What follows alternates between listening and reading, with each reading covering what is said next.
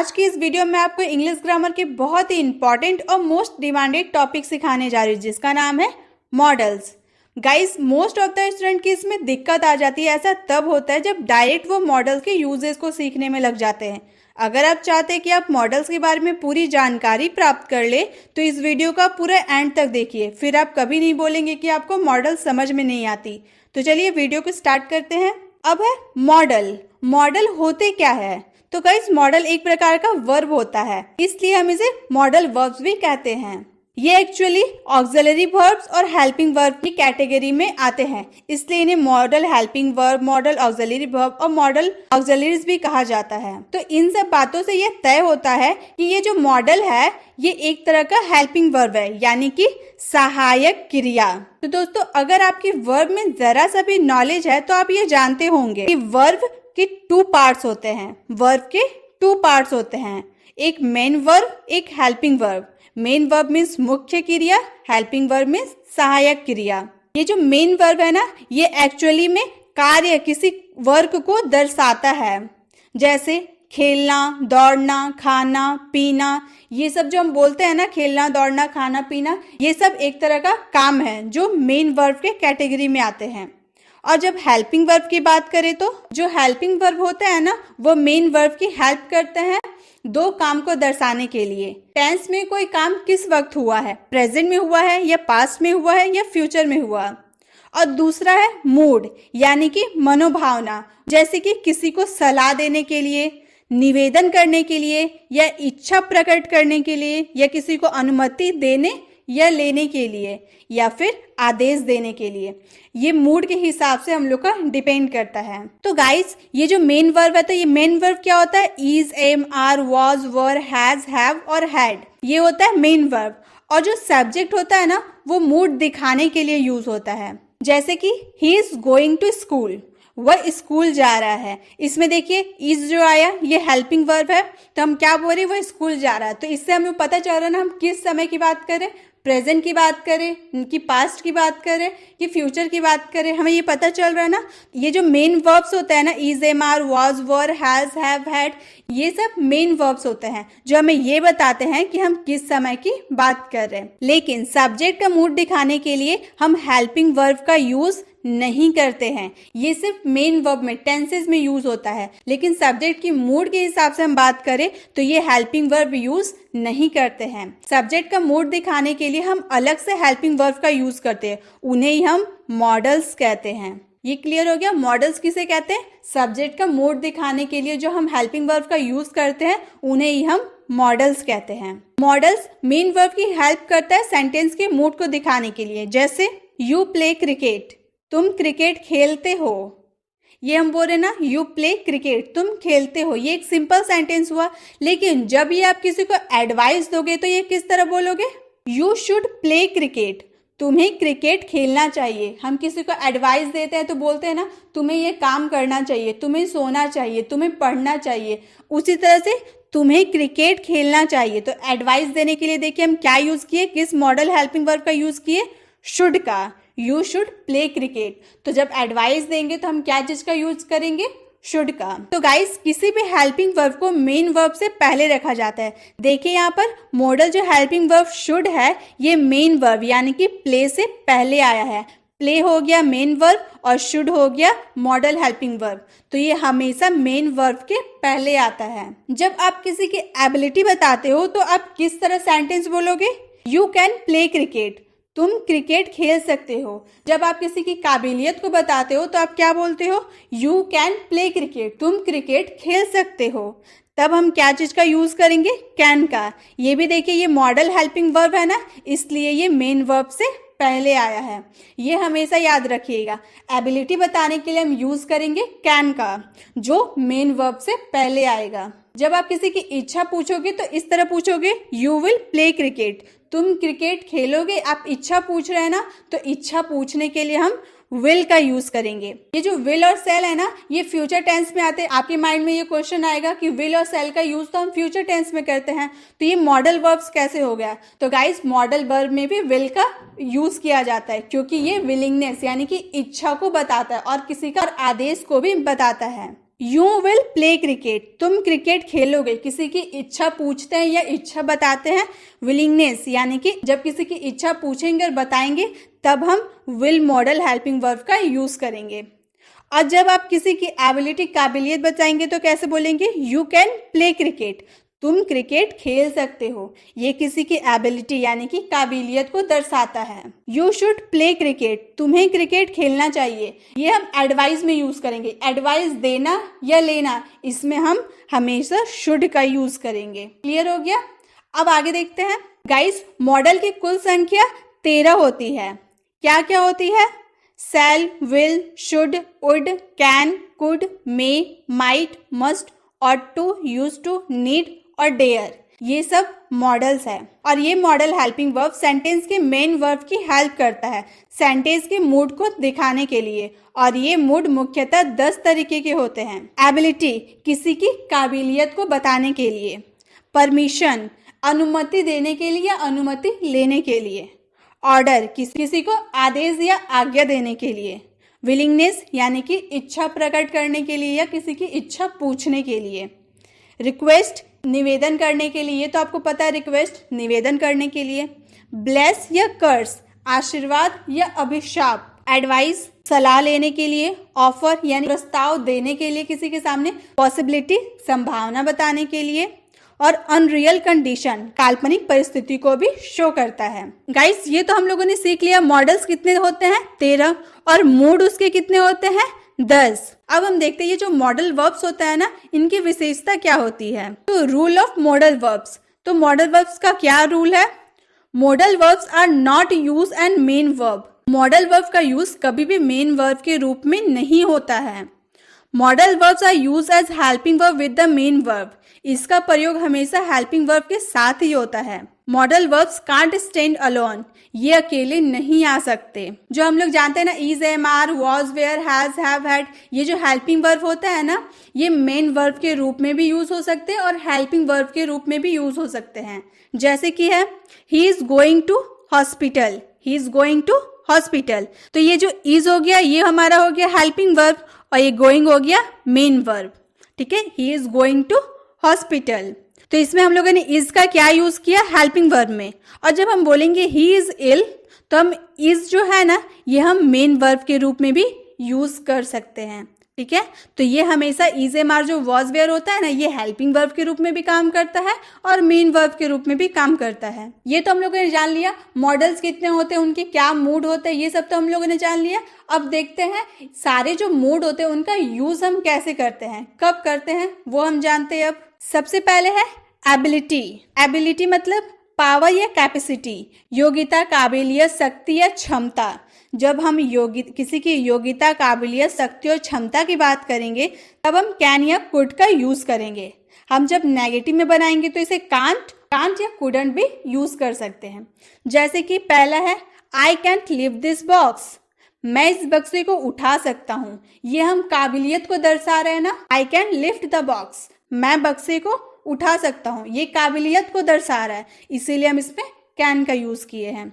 जैसे जब इसी कैन को हम नेगेटिव में यूज करेंगे तो कैसे बोलेंगे, द ब्लाइंड कैन नॉट सी, अंधे देख नहीं सकते। हम किसी की योग्यता, काबिलियत, शक्ति या क्षमता की बात करेंगे तब हम कैन और कुड का यूज करेंगे। अब है परमिशन, किसी से अनुमति लेना या किसी को अनुमति देना, तब हम क्या चीज का यूज करेंगे, कैन, कुड, मे और माइट। तब आप सोचोगे कैन और कुड का यूज तो अभी हम लोगों ने एबिलिटी में किया था, फिर ये परमिशन में कैसे आ गया। तो देखिए एग्जाम्पल से, यू कैन गो नाउ, अब तुम जा सकते हो। आप किसी को अनुमति दे रहे हो ना, कि यू कैन गो नाउ मतलब अब तुम जा सकते हो। तो अनुमति देने या लेने के लिए भी हम कैन का यूज कर सकते हैं। कैन और कुड एक इनफॉर्मल हो गया, इनफॉर्मल सेंटेंसेस में हम कैन और कुड का यूज परमिशन में भी कर सकते हैं। जैसे मे हो गया फॉर्मल, मे आई कम इन सर, लेकिन जब हम रिस्पेक्टेड पर्सन से बात करेंगे मे का यूज करेंगे क्योंकि ये फॉर्मल है। मे आई कम इन सर, क्या मैं अंदर आ सकता हूँ सर। स्कूल में हम लोगों ने बहुत यूज किए हैं, मे आई कम इन सर, क्या मैं अंदर आ सकता हूँ। तो मे मतलब परमिशन लेना या देना। और ये जो माइट है इसका हम यूज़ करते हैं जब हम हिचकिचाहट में रहते हैं, जैसे कि अपने दोस्त से किताब मांग रहे हो कि मैं तुम्हारा किताब ले सकता हूँ, तो आप थोड़ी हिचकिचा रहे हो ना कि वो पता नहीं हाँ में जवाब देगा या ना में जवाब देगा। तो जब आप ऐसे सेंटेंसेस बोलोगे जिसमें आपको हिचकिचाहट होगी तो उसमें हम माइट का यूज़ करेंगे। क्लियर? कैन, कुड ये एक इनफॉर्मल हो गया, मे एक फॉर्मल हो गया जो हम रिस्पेक्टेड पर्सन में यूज़ करेंगे, और माइट जब हम हिचकिचाहट वाले सेंटेंसेस बोलेंगे तब हम माइट का यूज़ करेंगे। अब आगे देखते हैं। रिक्वेस्टेड, किसी से रिक्वेस्ट करना, निवेदन या अनुरोध करना, ये तो हमें पता है, तो उसमें हम क्या यूज़ करेंगे? Can, could, may, might, will और वुड। अब आप बोलोगे कैन, कुड तो हम लोगों ने एबिलिटी और परमिशन में किया, तो एबिलिटी और परमिशन में करने के बाद हम रिक्वेस्टेड में भी इसका यूज़ कर सकते हैं। ये भी इनफॉर्मल है, जैसे कि किसी से आप पूछते हो ना कैन यू हेल्प मी, क्या तुम मेरी मदद कर सकते हो, ये भी आप किसी से निवेदन कर रहे हैं ना, रिक्वेस्ट कर रहे हैं ना, क्या तुम मेरी मदद कर सकते हो, तब हम कैन का यूज़ कर सकते हैं। उसी तरह से हम कुड का भी यूज़ कर सकते हैं। अब आया मे और माइट, इसका यूज़ हम लोगों ने अभी परमिशन में किया था। मे और माइट का यूज़ हम रिक्वेस्ट में भी कर सकते हैं, जैसे हम रेलवे स्टेशन वगैरह जाते हैं तो वहाँ पर आपने बहुत बार सुना होगा may I have your attention please, कृपया मेरी ओर ध्यान दीजिए। तो ये जो मे है ना, ये भी एक फॉर्मल सेंटेंसेस में आता है, तो मे और माइट का यूज़ हम रिक्वेस्टेड में भी कर सकते हैं। अब आया विल और वुड। विल वुड का भी हम यूज़ रिक्वेस्ट में करते हैं, जैसे will you shut the door please, क्या आप दरवाज़ा बंद कर देंगे कृपया। आप किसी को बोलोगे will you shut the door please, क्या आप दरवाज़ा बंद कर देंगे। हम रिक्वेस्ट के लिए can, could, may, might, will और वुड का यूज़ कर सकते हैं। बस आपको देखना है कि आप फॉर्मल सेंटेंसेस बोल रहे हो या इनफॉर्मल बोल रहे हो, आप हिचकिचाहट वाले सेंटेंस बोल रहे हो या कैसे बोल रहे हो, वो आपको पहचानना है। उसके बाद आप रिक्वेस्ट में आप ये सारे मॉडल्स वर्ब का यूज़ कर सकते हैं। अब आगे देखते हैं। अब है ऑफर। ऑफर मीन्स प्रस्ताव, ये हम लोगों ने देखा ना, प्रस्ताव, इनविटेशन, आमंत्रण। ऑफर मीन्स आप किसी को आमंत्रण भी दे सकते हो, प्रस्ताव भी दे सकते हो। तो इस तरह के सेंटेंस में हम किस तरह का मॉडल वर्ब्स का यूज़ करेंगे? विल, वुड और कैन का। अब हम लोगों ने विल, वुड का यूज़ अभी किया था रिक्वेस्ट के लिए, और कैन का यूज़ तो हम लोग एबिलिटी में, रिक्वेस्ट में, परमिशन में, सब में किए। तो हम ऑफर में भी कैन का यूज़ कर सकते हैं। कैसे करेंगे? कैन आई हेल्प यू, क्या मैं आपकी मदद कर सकता हूँ। आप किसी को ऑफर दे रहे हो ना, जैसे कि कोई तकलीफ में है तो आप उससे पूछ रहे हो ना क्या मैं आपकी मदद कर सकता हूँ, तो आप अपना प्रस्ताव दिए उसको, कि अब वो प्रस्ताव को स्वीकार करे या ना करे उसके ऊपर है, आप तो प्रस्ताव दिए। तो हम प्रस्ताव देने के लिए भी कैन का यूज़ कर सकते हैं। अब विल का use, will you be my partner in the business, क्या तुम मेरे बिजनेस में मेरे पार्टनर बनोगे, ये भी आप प्रस्ताव दे रहे किसी को, तो प्रस्ताव देने के लिए आप विल का भी यूज कर सकते हैं। जैसे would you like to have some coffee, क्या आप कॉफी लेना पसंद करोगे, ये भी आप प्रस्ताव दे रहे किसी को। जैसे आपके घर में कोई आया है तो आप उससे पूछ रहे हो ना कि आप कॉफी लेना पसंद करेंगे, would you like to have some coffee. तो इस तरह के सेंटेंसेस में हम किसी को ऑफर देने के लिए यानी प्रस्ताव देने के लिए विल, वुड और कैन का यूज कर सकते हैं। बस आपको सेंटेंस को पहचानना है हिंदी वाले, उसके बाद आप विल, वुड और कैन मॉडल वर्ब्स का यूज कर सकते हैं। अब आगे, अब है एडवाइस, सजेशन, सलाह। किसी को एडवाइस देने या लेने के लिए हम शुड, ऑट टू और मस्ट का यूज कर सकते हैं। अगर शुड के बारे में और भी अच्छे से जानकारी चाहते हैं तो आप मेरे शुड वाले वीडियो को देख सकते हैं। मैंने शुड के जितने भी यूजेस है मैंने उस वाले वीडियो में बताए हैं, आप चाहें तो उस वीडियो को देख सकते हैं। इसमें शुड का यूज कब करते हैं? एडवाइस देने या लेने के लिए। जैसे कि यू शुड लर्न इंग्लिश, तुम्हें अंग्रेजी सीखनी चाहिए। आप किसी को एडवाइस दे रहे हो ना, तुम्हें अंग्रेजी सीखनी चाहिए, तुम्हें हिंदी सीखनी चाहिए, तुम्हें क्रिकेट खेलना चाहिए। तो एडवाइस देने या फिर आप किसी से एडवाइस ले रहे हो ना, क्या मुझे अंग्रेजी सीखना चाहिए, क्या मुझे वहाँ जाना चाहिए, तो एडवाइस देने और लेने के लिए हम शुड का यूज़ करते हैं। और हम ऑट टू और मस्ट का भी तो यूज़ करते हैं। कैसे करते हैं, कैसे सेंटेंसेस में करते हैं? You must learn modal verbs, तुम्हें मॉडल वर्ब्स जरूर सीखने चाहिए। तो हम बोल रहे ना किसी को, ये भी एडवाइस दे रहे कि तुम्हें मॉडल वर्ब्स जरूर सीखने चाहिए। You must learn modal verbs. Clear? तो इसमें भी हम मस्ट का यूज कैसे किया आप देखें।